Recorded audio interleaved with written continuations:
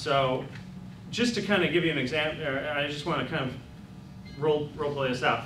Anyone willing to give $5 to the state party? Anyone willing to give $5? I want to do an experiment. Anyone get $5? Todd. Okay, Todd. Hey, we're doing a campaign against anti-smoking. We need $5. Can you give us $5? Yes. Okay. We're going to give it to the state party.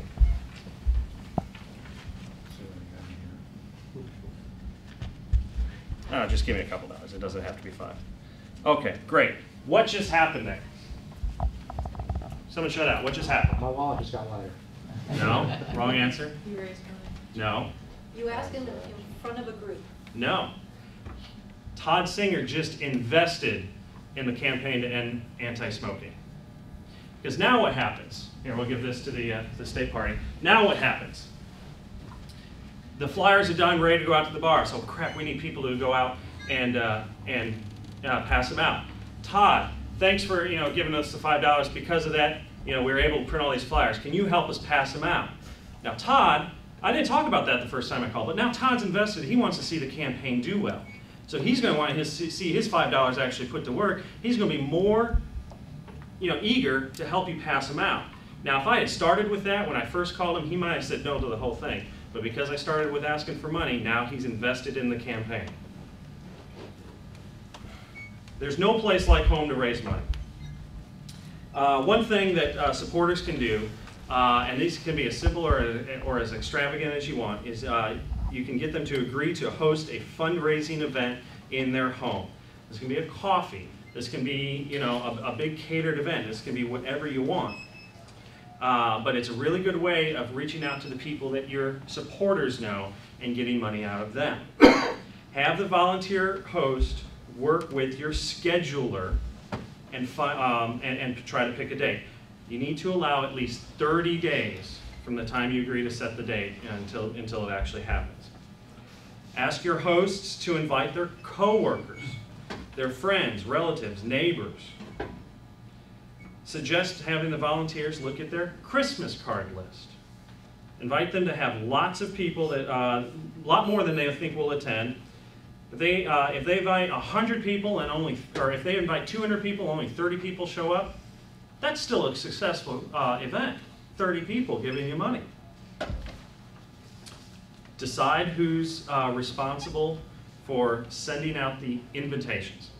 I would submit to you, you don't want to do it yourself. You want to try to get the volunteer to do it. The invitations, though, need to have the time, day, place, cost, and the name of the campaign, where the checks are payable to, and who to RSVP. Are they going to RSVP to you or to the volunteer host? Include both a phone number and mailing address for the checks. Number 4, depending on the type of event you choose to hold, the volunteers may want to denote a suggested dress for the occasion. Is this going to be a fancy event or a casual event? Make sure you mail the invitations at least 3 weeks before the event.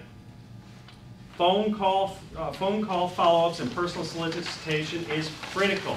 If you send out invitations, they will be ignored. If you follow up with a phone call, they might actually show up. Set fundraising goals for each event. Tell the person how much you'd like them to be able to raise. Say like $3,000. Now they can decide if they want to invite 30 people for $100 each, or if you want to invite 60 people who contribute $50 each. Some campaigns suggest $100 per couple or $75 per person. It's important to set realistic goals. The event can be as formal or as casual as your hosts wish, whatever fits their individual entertainment style. Choose the event which maximizes the resources your hosts have available and will make money for the campaign. You want your people to enjoy themselves, so try to keep it simple. More party hosts are skipping hard liquor in favor of beer, wine, fruit, juices, and soft drinks. I'd advise you want your contributors to be a little bit more loose than normal. So you want to make sure people get home safely, but you might want to consider having at least beer and wine. Have a registration table for the guests as soon as they walk in the door. Get their name, address, and phone number. Name tags are also important, so you'll quickly recognize the guest. Address the group informally and mingle with the guests. This is hard for libertarians to do. We don't like to talk to people. We just want to think cerebrally or in the head and think about all these lofty goals. And maybe let's do it all over texting. Can we text each other? No. Mingle with the guests. Address the group. Just say a few remarks. Your campaign. This is critical. You will need to send thank you notes out to the guests in a timely manner. When you send thank you notes out, asking for more money. Because when people have given money in the past, they're much more likely to give money in the future. Another way, well, I don't really think anyone should start a campaign unless they have a fundraising team. A great fundraising effort starts with a strong fundraising team. Raising money is a lot like direct selling, friend to friend, neighbor to neighbor, colleague to colleague. Campaigns without a financial infrastructure won't have the money they need to start a winning race. And the best campaign finance committees have a strong finance chair. This person must be an aggressive, dynamic person who likes to ask for money. Okay, there are a few people out there that do like to ask for money, but, or are at least willing to ask for money, and has the time to devote to your campaign. These people are people successful in sales, insurance agents, realtors, stockbrokers, maybe even some lawyers might be good at asking for money. They make the best fundraisers because they're used to selling a product. That's what you're doing when you're fundraising. You're selling a product. Next to the candidate, and again, the candidate is the principal fundraiser. The chairman is the principal fundraiser next to the candidate for a campaign. He or she helps recruit as well as motivates the finance committee so they'll reach their goals. So when you're looking for people to serve on your finance committee, you want to look for individuals who have raised money for charities, churches, civic organizations, academic institutions, or other political campaigns.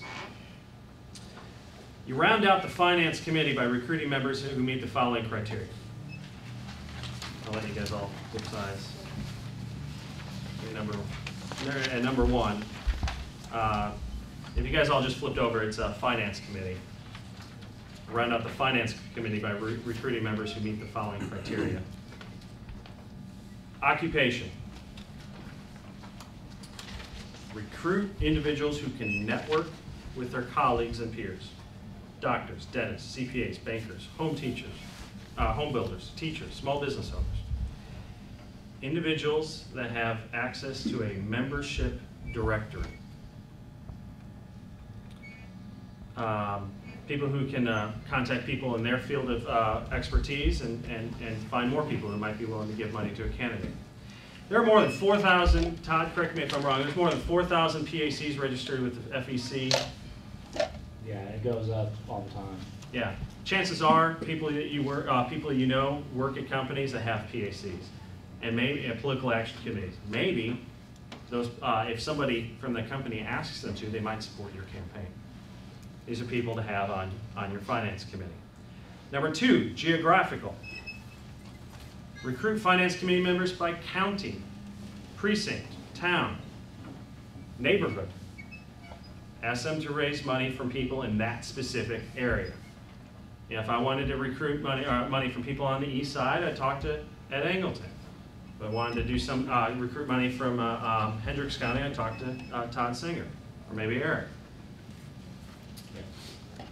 More Eric? Eric? Okay, all right. Number three, interest area. This is a good one for libertarians. Obviously, we came to politics because we're involved in specific issues. Gun ownership, pro-life, pro-choice, homeschooling, smoking bans, things like that. They can turn around and raise money from similar people that have the same issues. You want to set specific fundraising goals for each member on this campaign finance committee. Depending on the size of your campaign, maybe you want to ask each person to raise $1,000. You can create the Libertarian Pioneers Club.